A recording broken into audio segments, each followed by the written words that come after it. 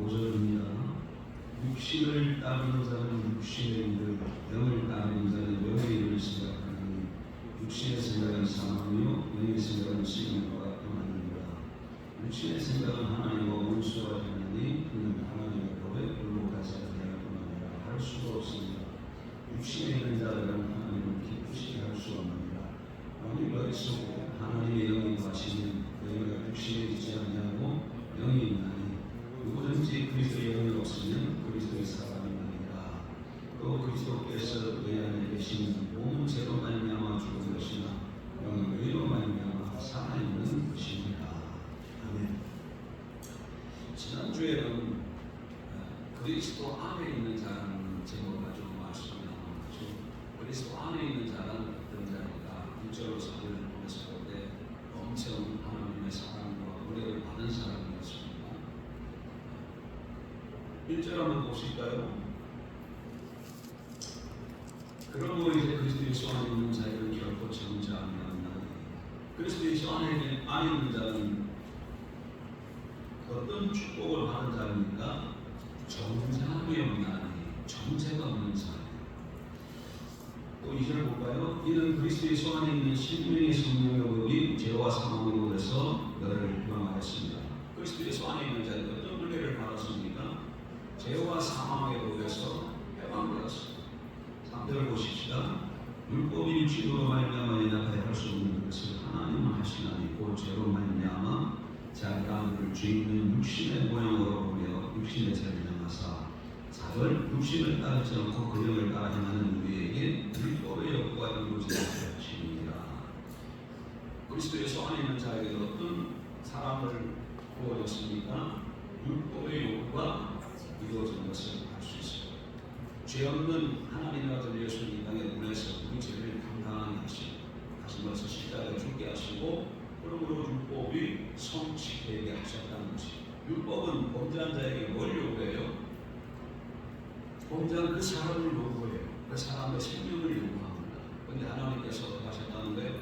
죄 없으신 당신의 아들을 죄 있는 사람의 모양으로 보내서 죄를 지냈다. 우리 대신 십자가에서 죄로 돌아가게 하셨고 그러므로 우리 죄값을 치료해 주셨고. 그러니까 율법이 요구한 것이 어떻게 됐습니까? 성취가 된 것이죠. 네. 이렇게 1절에서 로마서 8장에서 4절까지 보니까 그리스도 안에 있는 자는 엄청난 은혜를 받은 사람, 정죄하며 죄와 사망에서 벗어났을 뿐만 아니라 율법의 요구를 다 이룬 사람. 그런데 이건 거꾸로 생각해야 되는 거겠죠. 예수 그리스도가 십자가에 죽고 부활하심으로 율법의 요구를 다 성취하셨어요. 그래서 우리가 죄와 사망의 법에서 벗어나서 생명의 성령을 따라 살아가는 자들이 되었고 그러므로 결국 우리에게는 정죄함이 없는 겁니다. 이런 그리스도 예수 안에 있는 사람을 바울은 또 어떻게 말하고 있는가? 9절 보세요. 누구든지 그리스도의 영이 없으면 그리스도의 사람이 아니라 이렇게 말씀하고 있죠. 그래서 그리스도 예수 안에 있는 사람은 어떤 사람이 다르겠구나. 그리스도의 사람, 그리스도의 사람, 그리스도의 사람이니까 그리스도이죠. 그러면 그리스도의 사람은 이렇게 큰 은혜와 사랑을 하나님으로부터 받으면 어떻게 살아야 될까요? 5절에서부터 10절 말씀에 잘 나와 있습니다. 하나씩 우리가 좀 살펴보도록 하겠습니다. 그리스도의 사람은 어떻게 살아야 되는가? 이렇게 하나님의 은혜를 입고 사랑을 입은 사람은 첫째로 그리스도의 사람은 영의 일을 생각해야 합니다. 뭘 해야 된다고요? 영의 일을 생각해야 합니다. 5절 보세요. 육신을 따르는 자는 육신의 일을, 영을 따르는 자는 영의 일을 생각하나니. 영적으로 보면 세상에는 오직 두 종류의 사람이 있습니다. 겉으로 볼 때는 백인, 흑인, 우리 같은 황인이 있지만 그것도 가장 또 다 다르잖아요. 그렇지만 영적으로 보면 딱 둘로 나누어져. 어떻게 나누어지느냐? 육신을 따르는 자 한 사람, 또 한 사람은 당연히 영을 따르는 사람. 이렇게 둘로 나누어져요. 육신을 따르는 자는 그리스도 밖에 있는 자, 영을 따르는 자는 그리스도 안에 있는 자죠. 그럼 육신을 따르는 자는 어떤 사람인가? 여기서 먼저 육신이라 하면 인간의 육체뿐만 아니라 타락한 본성을 나타내는 건 본성까지 포함한 사람을 말하는 거예요. 그러니까 그리스도 밖에 있는 사람은 아직 거듭나지 않았죠. 그럼 무엇에 따라 움직이겠어요? 육체라는 것은 타락한 본성을 포함한다고 했지 않습니까? 그래서 거듭나지 않았으니까 무엇대로 움직이겠어요? 타락한 본성을 따라 움직이는 것이죠. 그래서 육신을 따라 살 수밖에 없어. 그리스도 밖에 있는 자는 육신의 일을 생각합니다. 여러분 우리가 한번 잘 보세요. 사람이 어떻게 움직이니까 먼저 생각을 하고 그 다음에 생각한 것을 몸으로 이렇게 움직여서 나타냈잖아요. 그래서 거듭나지 못한 사람들은 다 먼저 뭘 하겠습니까? 그들도 생각을 해. 근데 그들은 무슨 생각을 할까요? 육신의 생각을 하는 것이죠. 그리고 육신의 생각을 했으니까 나타나는 것은 뭘 어떻게 나타나겠어요? 육신을 따라 살 수밖에 없는 것입니다. 이와 같이 그리스도 밖에 있는 자는 육신을 생각하며 육신을 따르는 자로 살아갑니다. 그러나 그리스도 예수 안에 있는 자는 새로운 피조물이기 때문에 더 이상 육신의 일을 생각하지 않고 육신을 따라 살지 않는 것이죠. 고린도후서 5장 21절에 보면 하나님이 죄를 알지도 못하신 이를 우리를 대신하여 죄로 삼으신 것은 우리로 하여금 그 안에서 하나님의 의가 되게 하려 하심이라 이렇게 말씀합니다. 예수님이 우리를 대신해서 죄가 되게 하시고 그 대신 우리는 예수님으로 말미암아 의가 되게 하셨다는 얘기예요. 예수님은 우리를 대신해서 뭐가 되게 하셨다? 죄가 되게 하시고 우리는 예수님으로 말미암아 뭐가 되게 하셨다? 의가 되게 하셨다는 거예요. 말하자면 하나님은 마치 예수님이 그리스도 예수 안에 있는 우리의 죄악된 삶을 사신 것처럼 예수님을 십자가에 못 박으셨습니다. 그 대신 하나님은 마치 그리스도 예수 안에 있는 우리가 예수님의 온전한 삶을 산 것처럼 우리를 어렵다고 해주신 것이죠. 그러므로 우리는 그리스도 예수 안에서 새로운 피조물이 되었습니다. 보라, 새 것이구나. 새로운 피조물이 되었어요. 따라서 우리가 예수 그리스도 밖에 있을 때의 삶과 지금 예수 그리스도 안에 있을 때 우리 삶은 완전히 달라져야 합니다. 예수 그리스도 밖에 있을 때는 뭘 따라 살아간다고요? 육체를 따라 살아가.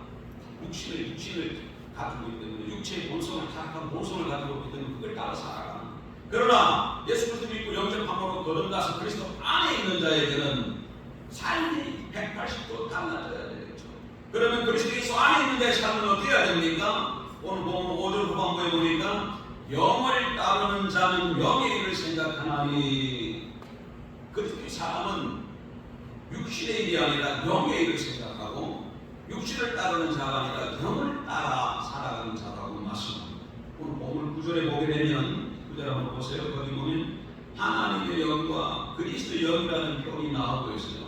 모두 다 이건 성령을 가리킵니다. 따라서 오늘 본문 5절에 나오는 영도 그럼 어떤 영이겠어요? 성령이에요. 성령. 그러니까 그리스도의 사람은 성령의 일을 생각하고 성령을 따라 살아간다는 것입니다. 물론 그리스도인이라 할지라도 때로는 육신의 일을 생각할 때가 있습니다. 왜 그렇습니까? 아직 우리 몸이 완전히 구원받지 못해서 그런 것이죠. 성령이 이루어지지 않았기 때문입니다. 그렇지만 성령의 인도하심을 따라 그리스도의 사람은 자신의 잘못을 곧 회개하고 다시 성령의 일을 생각하고 성령을 따르는 삶을 살게 될 것입니다. 6절 보실까요? 육신의 생각은 사망이요 영의 생각은 생명과 평안이다. 좀 전에 사람은 두 종류라고 했습니다. 육신을 따르는 자와 영을 따르는 자. 육신을 따르는 자는 영의 일을 생각하고 그래서 육신을 따라 살게 되고 영에 속한 사람은 영의 일을 생각하고 영을 따르는 삶을 하게 되죠. 그러면 육신을 따르는 삶을 산 사람의 결과와 영을 따르는 삶의 결과가 어떻게 나타날까요? 먼저 육신의 생각은 육신의 생각을 따라 육신의 생각을 하고 육신을 따라 살아간 사람의 결과는 사망입니다. 육신의 생각은 사망으로 이끈다든지 또는 서서히 죽는다 그런 뜻이 아닙니다. 육신의 생각은 사망 그 자체입니다. 에베소서 2장 1절에 이렇게 말씀하죠. 죄와 허물로 인해서 앞으로 죽게 될 것이 아니라 죄와 허물로 이미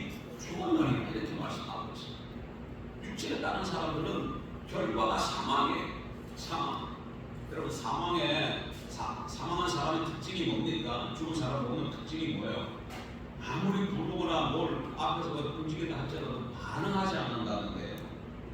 주변에서 아무리 통곡해도 사망한 사람은 아무런 반응이 없습니다.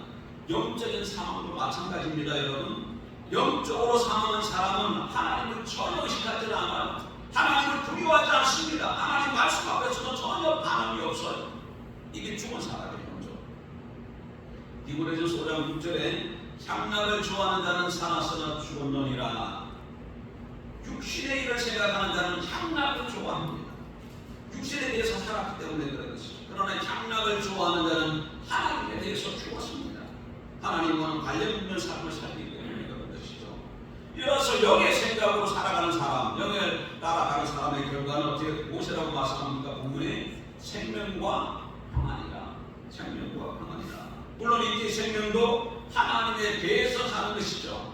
그리스도의 사람은 하나님에 대해서 살아서, 따라서 그리스도의 사람은 하나님을 경외하고 또 그에게는 하나님의 말씀이 살아 역사하게 되는 것이죠.